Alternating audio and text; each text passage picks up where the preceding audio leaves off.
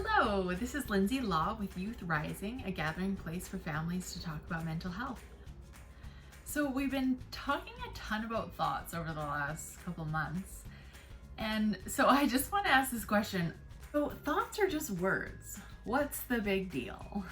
The big deal is our thoughts create our feelings. And when we feel a certain way, we show up in the world a certain way, and we act in a certain way, which creates the results of our life. Sometimes we want to think that it's the circumstances in our life that create how we feel. But there's so much evidence to the contrary.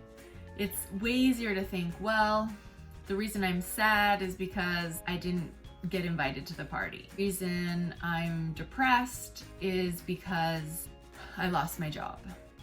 But the truth is that it's our thoughts about those circumstances that create how we feel. I'm going to go through a few examples that will illustrate that our feelings really are created from our thoughts, not the circumstances of our life. The idea is that the thoughts in our brains create how we feel. Let's say you're doing a math test, okay? Let's say you get 70% of the questions right on your math test. So that's the circumstance. What are some thoughts that you might have about that circumstance? I'm not really good at math. That might be a thought you could have. And how would that make you feel, Clara, if you thought, I'm not very good at math? Disappointed. Disappointed, you'd feel disappointed. I feel good about it. One of the thoughts you might have is, oh, that's awesome, I didn't think I would do that good on that test. And how are you gonna feel if that's your thought? Excited and happy. That's right. This is what we learn, is that the same circumstance can give us different thoughts depending on who we are, and then those different thoughts will create different feelings for us in our body and in our minds. Okay, so you're playing soccer on a team this year and you guys lose your first game. That's the circumstance. What are some thoughts you could have about being on a team that lost their first game of the season? My coach isn't that good. Oh, 1, 2. There'll be other games. There will be other games, and if you have that thought, how would you feel? Hopeful. Hopeful. Absolutely. I think that makes a lot of sense. How about you, Claire? You had an idea of a thought. My coach isn't that good at coaching. Maybe I should quit. Okay, you could think, wow, I sure need a new coach. Maybe I should quit. And how are you going to feel if that's your thought? Probably disappointed. Yeah, again, you're going to feel disappointed, aren't you? We're looking at different thoughts that we could have about a circumstance and how they create different feelings. We're not saying that a thought is good or bad, or that a feeling is good or bad. We're just showing that a different thought will create a different feeling. I live in a family with 5 people. What kind of thoughts could you think of in that circumstance? I didn't get as many treats. Okay, so that I don't get as many treats. And how would that make you feel if you're thinking, I don't get as many treats? Annoyed. Okay, so that's one thought and a feeling.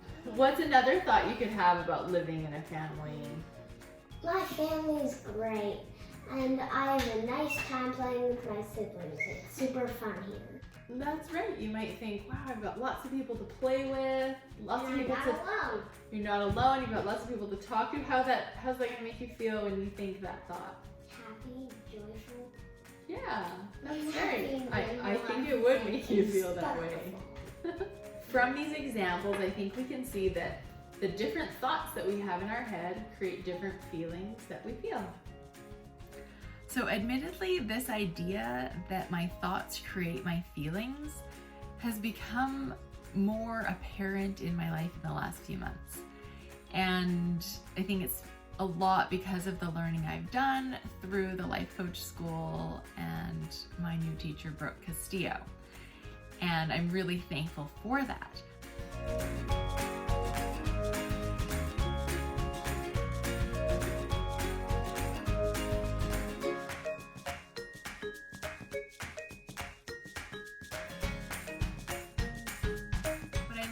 back in my life and recognize that I've actually learned this lesson many times.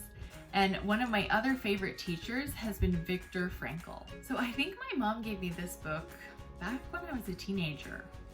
Man's Search for Meaning by Viktor Frankl. And I underlined so many phrases in there, and it obviously impacted my life. But I feel like I've had to relearn some of those lessons again, which is not a surprise. We learn things over and over again in our lives. For those of you who are new to Dr. Frankl, he was in one of the concentration camps in Nazi Germany. And he lived through some very horrific experiences in his life. But because of his background in psychotherapy and his understanding of the mind, he was able to really be careful about where his thoughts went. And he was able to find meaning in his life and help others around him despite all of the suffering that he was surrounded by. So I'm going to share a few quotes from him that I love from this book. When we are no longer able to change our situation, we are challenged to change ourselves. Any man can, even under such circumstances, decide what shall become of him mentally or spiritually. Man has both potentialities within himself to be a saint or swine. Which one is actualized depends on decisions, but not on conditions. Another teacher from my teenage days was Stephen R. Covey, and he says, "I am not a product of my circumstances, I am a product of my decisions." Hey friends, out in the hammock on a beautiful day. I recognize that these quotes don't specifically say that our thoughts create our feelings, but they reinforce that idea that it's not our circumstances that create things for us in our life, but that it is our decisions. And I extrapolate that to our decisions about our thoughts. And if you want more evidence about the fact that our thoughts create our feelings, let me know. I feel like the examples that we talked about really illustrate that. I'm sure there's more evidence out there, so let me know what you find. We know through examples and many teachers throughout history that our thoughts create our feelings, not our circumstances. I know for me, sometimes when I'm in a difficult situation, my immediate thoughts create certain feelings. And then as I am able to get my prefrontal cortex going, my thinking brain going, my thoughts are able to change and my feelings also change. So for example, as a mom, often I will leave the house with instructions for my kids. Jobs they need to do, things they need to get done. And sometimes when I come home, those things are not done. And initially, often my thought is, oh, my kids never listen to me. And that really creates a feeling of discouragement and powerlessness, which is not a nice feeling. And then as I'm able to get my brain to go in a different direction, I am able to think, what can I do to better motivate these kids to do these things I've asked them to do? And that thought gives me power, and it gives me a sense that I can affect change in my life.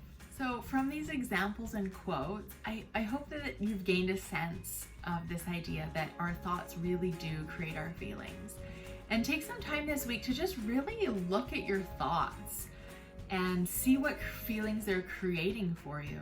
Or you can also recognize when you're having an emotion or a feeling in your body, and then try to be conscious or curious of what thought is creating that feeling, and kind of get some awareness of this connection between your thoughts and your feelings. So have a great week, and please like and subscribe to my channel, and share these videos with any families that you think would find them helpful. Throw it up on your Facebook page, stick it in your Instagram feed, and let's share this with as many families as we can. Okay, Edison, what would you like to say?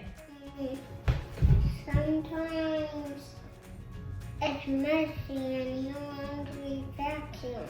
That's right, sometimes it's messy and we vacuum. Hi. Hi. Hi. Edison and I taking some time to chill in the hammock. Should be really long. It should be really long.